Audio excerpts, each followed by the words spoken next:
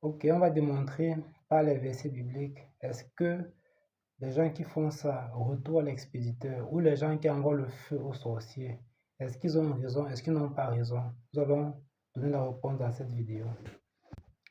Le roi le plus puissant de la ville, il était tombé malade.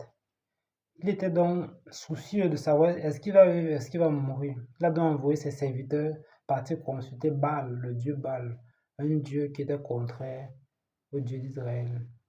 Ça doit énerver Dieu parce que Dieu s'était déjà manifesté à lui. Dieu a donc envoyé son serviteur Élie, le Tishbi, dit que comme tu as ignoré Dieu, tu es parti consulter les dieux qui ne peuvent pas te répondre, tu vas mourir. Dès qu'Élie a dit ça, Élie a fui.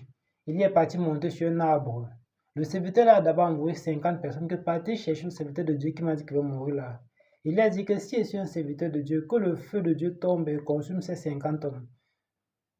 L'homme de Dieu l'a encore envoyé 50 autres personnes. Élie a encore dit que si je suis un homme de Dieu, que le feu de Dieu descend et consume ces personnes. Voilà donc pourquoi beaucoup de chrétiens, ils envoient le feu aux gens, ou alors quand ils ont quelque chose qui les arrive, ils souffrent, ils disent que retour à l'expéditeur.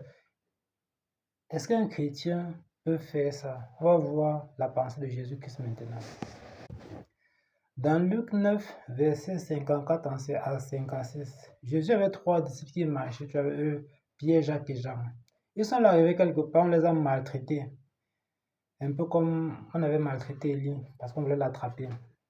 Alors les disciples de Jésus-Christ demandent que, Seigneur, veux-tu que nous commandons que le feu tombe sur eux? Jésus se tourne et les regarde. Que vous ne savez pas de quel esprit vous êtes animés. Je suis le Fils de Dieu. Je ne suis pas venu perdre les hommes, mais je suis venu sauver les âmes. Voilà. Donc, voilà la réponse de Jésus. Bien sûr, on va toujours demander à Dieu de nous protéger des hommes, de nous protéger des sorciers, de nous protéger des gens qui nous veulent du mal.